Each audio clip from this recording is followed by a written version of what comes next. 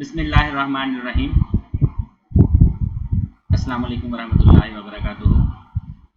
Viewers, आज international relation में Indian chapter का नया पेज नई एपिसोड के साथ हम हाजिर हैं और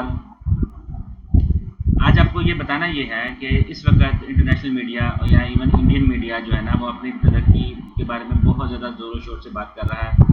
इंडिया ने ये तरक्की कर ली, इकोनॉमी में ये तरक्की कर ली, यहाँ तक कि उनका चंद्रयान 3 जो है वो चांद पर उन्होंने लॉन्च कर दिया। और आपको भी याद होगा भी रिसेंटली मैंने एक अपनी वीडियो में इंडिया का शुक्रिया भी अदा किया था कि उन्होंने स्वीडन इंसिडेंट पे पाकिस्तान की सपोर्ट भी किया।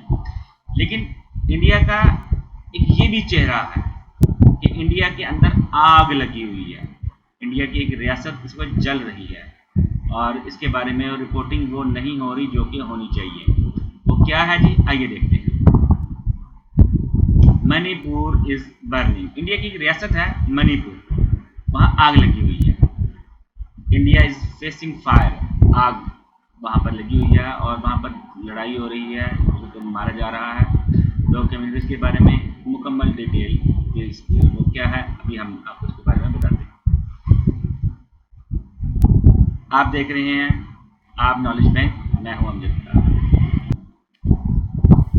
नाज़रीन, इंडिया की ये 7 सिस्टर स्टेट्स हैं, ये 7 रियासतें, ये 7 स्टेट्स, इनको 7 सिस्टर स्टेट्स कहा जाता है। ये 7 रियासतें बाकी हिंदुस्तान के साथ इस एक छोटे से रास्ते के साथ मिली हुई हैं। ये नीचे बांग्लादेश का इलाका है, ये नेपाल का इलाका है। इसको सिलीगुड़ी कॉरिडोर या चिकन नेक कहा जाता है, हिंदुस्तान की चिकन नेक कहा जाता है। ये जो 7 रियासतें हैं, ये रियासतें बाकी मानदा हिंदुस्तान से बहुत मुख्तलिफ हैं। यहाँ पर रिलीजियसली भी ये मुख्तलिफ है, इनकी एथनिसिटी भी इनकी मुख्तलिफ है, इनकी ट्रेडिशन भी मुख्तलिफ है, इनकी लैंग्वेज भी मुख्तलिफ है और इनके इंटरनेशनल जो बॉर्डर्स हैं और इंटरनेशनल जो लोगों के साथ इनके हैं रवाबित, वो भी मुख्तलिफ है। ये रियासत है जी मणिपुर। इसके इन 3 अतराफ में तो इंडिया है, ये चौथी तरफ इंटरनेशनल बॉर्डर है म्यांमार के साथ इसका बॉर्डर शेयर करता है। चलें आइए इसके बारे में हम आगे डिटेल देखते हैं। ये है जी मणिपुर, इंडिया और ये म्यांमार। यूएस और इजिप्ट की ट्रिप से वापस आने के बाद मोदी जी ने बीजेपी प्रेसिडेंट जेपी नड्डा से पूछा कि ये बताओ भाई, इंडिया में चल क्या रहा है। नड्डा जी ने मुस्कुरा के कह तो दिया कि सब चंगा सी, मगर gunfire and explosions in state of Manipur. Clashes between the majority Meiteis and the Kuki tribals. Government has issued shoot at sight order. More than 100 people have so far lost their lives. And at least 35,000 forced from their homes. कुछ IT cell वालों को यह बात सुनकर हैरानी होगी, लेकिन Manipur India का ही एक अटूट हिस्सा है। मणिपुर जल रहा है।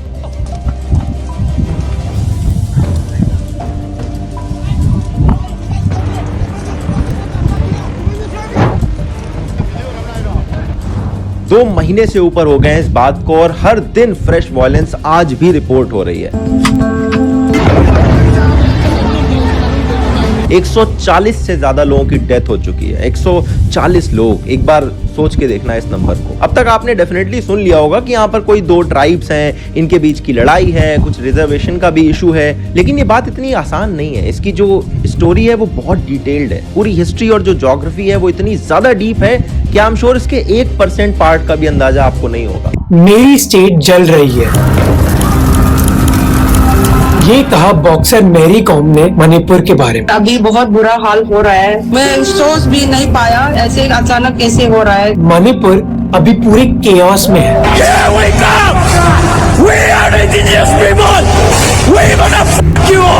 कई अनकन्फर्म्ड रिपोर्ट्स है ये किलिंग्स की और लिंचिंग्स की। After performing her duty on her way back home, she seems to encounter the mobs.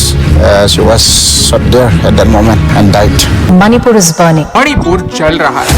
ये सीन्स यूक्रेन या अफ्रीका के नहीं है जहां फुल ब्लोन वॉर चल रही है। ये है हमारा भारत। 9,000 लोग अपने गांवों से डिस्प्लेस हो गए। एटलीस्ट 54 लोग मारे जा चुके हैं, जिनमें 2 IRS ऑफिसर्स भी शामिल हैं, जिन्हें उनके घर से बाहर निकालकर मारा गया। मैरी कॉम, हमारी चैंपियन बॉक्सर, ने मोदी जी से मदद मांगी है और यहाँ आर्मी डिप्लॉय हो चुकी है। आर्मी को एक्सट्रीम केसेस में शूट एट साइट के ऑर्डर्स। भारत को ऐसे जलता देख हम सबको बुरा लगता है। Manipur is burning. Since early May, clashes between indigenous communities have resulted in violence and destruction across the state. At least 60 people have died, 20,000 displaced, and 1,700 houses have been burned down. Mobs from different communities have attacked temples, churches, and vehicles. The military has been deployed and curfews have been enforced to maintain order. Internet services were suspended in many parts of the state when the clashes first started. तो नाज़रीन, आपने देखा कि मणिपुर जल रहा है। 2 tribes, एक मेटी community और दूसरी कुकी कम्युनिटी। नागा कम्युनिटी इस वक्त इनके साथ ही है। ये हिंदू कम्युनिटी है और ये क्रिश्चियन कम्युनिटी है। आइए इसकी डिटेल देखते हैं। Over the 2 month and a half, 2.5 महीने, बल्कि 2.5 महीने से भी ज़्यादा अर्सा हो गया, Manipur has been seized by repeated cycles of violence. बार बार वायलेंस हो रहा है, खून बह रहा है वहाँ पर और अमन वहाँ पर खत्म हुआ, पीस नहीं है। Since May 3, when ethnic clashes first erupted in the northeastern state, 130 people have died, 352 have been injured and some 60,000 have had to flee their homes. ठीक है, ये थोड़ी पुरानी रिपोर्ट है। आज 140 से ऊपर बता रहे हैं। अब वायलेंस के साथ ये लोगों की तादाद इससे ज़्यादा बढ़ चुकी है। और the list under still counting, ठीक है ना, मजीद बढ़ रहे हैं। Over 4,300 incidents of arson, near 3,500 houses destroyed in around 275 villages, 4,000 firearms looted, 4,000 से ज़्यादा जो हथियार हैं वो लूटे गए हैं by violent mob from the police armor. अच्छा नाज़रीन, when Rome was burning, Nehru was playing flute. जब रोम जल रहा था तो नेहरू बांसुरी बजा रहा था। ये बहुत पुरानी कहावत है। इस वक्त ये हिंदुस्तान पर बिल्कुल यही लाजम है। क्या हुआ जी, आपने शुरू में देखा हिंदुस्तान की अपनी रिपोर्ट कि जी मोदी विजिट पे गए हुए थे। इंडियन प्राइम मिनिस्टर मुझसे जहाँ से विजिट के वापस आके तो उन्होंने पूछा जी क्या है जी इंडिया में। उन्होंने कहा जी सब कुछ ठीक है, सिर्फ मणिपुर में थोड़ा सा इशू चल रहा है।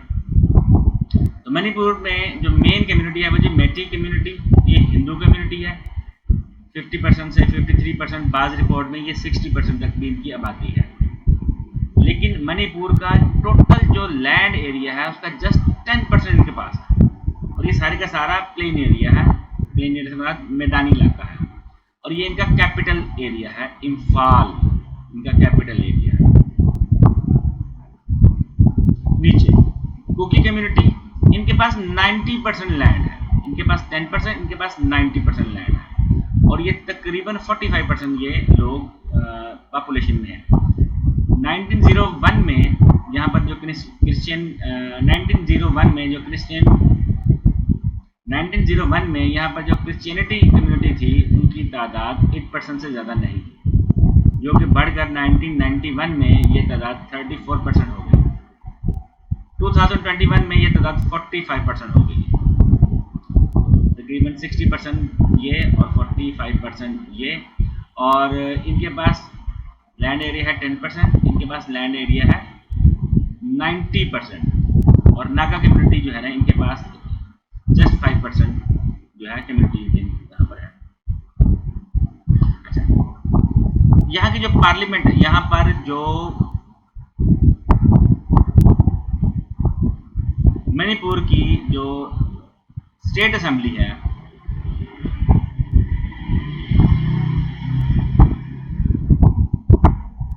मणिपुर की स्टेट असेंबली में 60 मेंबरान है टोटल, 60 मेंबर हैं। वहाँ पर इसको MLA भी कहा जाता है, मेंबर ऑफ लेजिस्लेटिव असेंबली। 60 में से 40 मेंबरान जो है ना वो मेटी कम्युनिटी से बिलोंग करते हैं। तो प्राइम मिनिस्टर भी वहाँ पर जिस पार्टी के हैं, चीफ मिनिस्टर भी वहाँ पर इसी पार्टी से हैं, भारतीय जनता पार्टी। जो चीफ मिनिस्टर है वो डेफिनेटली मेटी कम्युनिटी से हैं, हिंदू कम्युनिटी से बिलोंग करते हैं और उनके पास जस्ट 10% का इलाका है। कुकी कम्युनिटी जो है ये क्रिश्चियन कम्युनिटी है, ये हिली एरियाज में रहते हैं, इनके पास 90% इलाका है, 90%, और नागा कम्युनिटी भी इनके साथ है। अच्छा, अब इशू ये है कि ये दोनों कम्युनिटी जो है ना, कुकी कम्युनिटी ना, ये शेड्यूल्ड ट्राइब है। शेड्यूल्ड ट्राइब से मुराद ये है कि ये लोग अपने इलाके से बाहर जाकर ज़मीन खरीद सकते हैं, ये गवर्नमेंट में इनको जॉब्स भी मिल सकती हैं, इनके लिए बाकायदा ये तमाम फैसिलिटीज़ हैं। जबकि मेटी कम्युनिटी जो है ना, ये शेड्यूल्ड ट्राइब नहीं है, यानी अपने इलाके से बाहर जाकर ये ज़मीन नहीं खरीद सकते, इनके पास गवर्नमेंट जॉब्स के लिए इनके लिए कोई भी फैसिलिटी नहीं है। तो मेटी कम्युनिटी जो है वो ये कहती है, मेटी कम्युनिटी ये कहती है कि ये लोग यहाँ पर आएंगे और ये हमारा इलाका भी ये हड़प कर जाएंगे, तो हमारी आइडेंटिटी जो है वो ख़त्म हो रही है, हमें इनके साथ शेड्यूल ट्राइब का मौका दिया जाए, हमें भी शेड्यूल ट्राइब का दर्जा दिया जाए। तो एक पिटीशन इन्होंने दायर की हाई कोर्ट में। कोर्ट में जब पिटीशन दायर हुई, वहाँ पर फैसला हुआ, तो कोर्ट ने गवर्नमेंट को, यहाँ पर जो स्टेट की जो गवर्नमेंट है उसको कहा कि जी आप इसके बारे में भी कानून साजी करें। यहाँ की जो कोर्ट है उन्होंने वहाँ की हुकूमत से कहा कि जी आप इनके लिए कानून साजी करें और इनको भी आप शेड्यूल ट्राइब में लेकर आएँ। यहाँ से इशू शुरू होता है कि ये कहते हैं जी क्योंकि इनके पास तादाद ज़्यादा है, ये अगर पार्लियामेंट में ज़्यादा तादाद से अपनी मर्ज़ी के बिल ये मंजूर करवाना शुरू कर देंगे तो वो तमाम फैसिलिटीज़ जो हमारे पास है इनके पास आएगी, तो हमारी आइडेंटिटी को इशू बन जाएगा। तो यहाँ से एहतजाज शुरू होता है, एहतजाज फिर वायलेंस में बदलता है, उसके बाद वहाँ पर लड़ाई झगड़ा शुरू हो जाता है। इस सारे काम के लिए इंशाल्लाह बहुत जल्द आपको मैं सेकंड वीडियो में आपको लॉन्च करूँगा, आपको बहुत जल्द वीडियो मिलेगी जिसमें आपको इसकी डिटेल भी बताई जाएगी। फिलहाल इसके बारे में सबसे दर्दनाक जो रिपोर्ट है वो मैं आपको दिखाने जा रहा हूँ।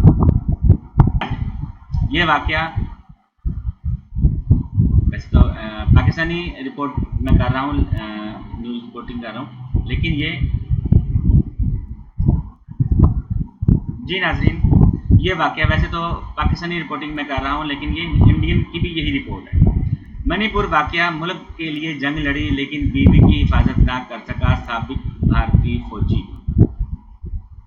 भारतीय रियासत मणिपुर में नस्ली फसादात के दौरान 2 खवातीन को बरहना करके सरेआम परेड करवाने की वीडियो वायरल होने के बाद भारत भर में इंसानी हकूक़ की तंजीमों की जानिब से इंसानियत सोज वाक़ये के खिलाफ एहतजाज हो रहा है। जी, मणिपुर में होने वाले लिसानी फसादात के हवाले से भारतीय मीडिया ने खामोशी इख्तियार कर रखी है। आपको याद है मैंने अभी बताया था आपको कि जब रूम जल रहा था तो नेहरू बांसुरी बजा रहा था। ये तमाम इतलात सोशल मीडिया पर आती हैं, सोशल मीडिया पर। अच्छा जी, क्या हुआ जी कि भारतीय रियासत की एक ऐसी दिलखराश वीडियो सोशल मीडिया पर वायरल हुई जिस पर कुछ अफराद ने 2 खवातीन को बरहना करके इनको सरेआम परेड करवाते देखा गया। वीडियो वायरल होने के बाद भारत में इंसानी हकूक़ की तंजीमों और आवाम की जानिब से एहतजाज किए जाने की रिपोर्टें भी हैं कर रही हैं। अच्छा जी, हुआ ये कि इन 2 खवातीन में से एक खातून के शोहर जो है ना वो भारतीय फौजी भी हैं और उन्होंने कहा कि जी मैंने कारगिल में मुल्क के लिए जंग लड़ी, श्रीलंका में भारतीय फौज का हिस्सा था, लेकिन मैंने कौम की हिफाजत की, लेकिन अफसोस है कि अपने रिटायरमेंट के बाद अपने घर, अपनी बीवी और गाँव वालों की हिफाजत न कर सका। उन्होंने मुलजमान के खिलाफ कार्रवाई का मुतालबा करते हुए वाक़ये के वक्त वहाँ पर जो मौजूद थी कहा जिन्होंने कोई कार्रवाई नहीं की इसलिए सख्त कार्रवाई होनी चाहिए। मैं चाहता हूँ तमाम लोगों को जिन्होंने घरों को जलाया और खवातीन की तज़लील की इन्हें मिसाली सज़ा दी जाए।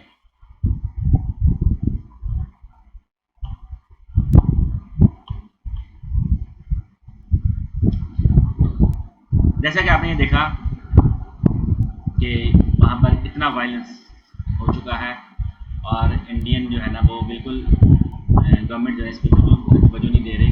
ले जी आगे देखिएगा जी, 60, ये सारी इंडियन रिपोर्ट है। 60 किल्ड, 231 इंजर्ड, 1700 हाउसेज बर्न इन मणिपुर, वायलेंस, चीफ मिनिस्टर का बयान है जी। ये आगे डेट भी डाली हुई है, डेट पुरानी है। Manipur unrest, over 4,000 weapons stolen by locals, agencies fear some supplied to Myanmar militant group। नाजरीन, जैसा कि मैंने आपको ऑलरेडी बताया होगा कि वहाँ पर हथियार चोरी करने की भी कुछ रिपोर्ट्स हैं, और ये भी इंडियन रिपोर्ट्स, और वो कह रहे हैं कि जी म्यांमार मिलिटेंट ग्रुप ने ये दिन तक ये पहुँचेंगे और ये उसके बाद ये वायलेंस होता है। ज़ाहिर है जिन्होंने ये काम किया उन्होंने पीस के लिए तो काम नहीं ना किया होगा। तो नाजरीन, इस तरह की वीडियो जानने के लिए, स्पेशली इसका सेकंड पार्ट जानने के लिए आप हमारे चैनल के साथ जुड़े रहिए, चैनल को सब्सक्राइब कीजिए, और जब तक अगली वीडियो आती है तब तक के लिए इजाज़त। Thank you very much. अल्लाह हाफिज़।